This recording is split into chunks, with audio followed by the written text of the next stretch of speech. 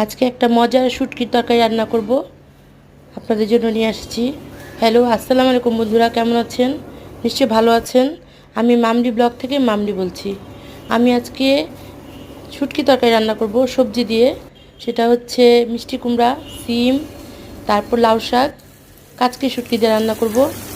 অনেক মজা হবে তরকারিটা রান্না করলে।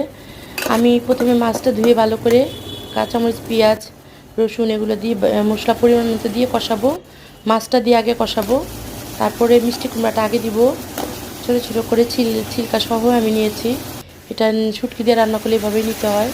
তারপর আমি সিম দিয়েছি, তারপর শাক দিয়ে দেবো। এটাতে পানি দিতে হয় না, এমনি শাকের পানিতেই সিদ্ধ হয়ে যায়।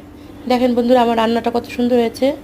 আপনারাও যদি ভালো লাগে এভাবে করে খাবেন, অনেক মজা হয়েছে। আর ভালো লাগলে অবশ্যই আমাকে লাইক কমেন্ট করবেন।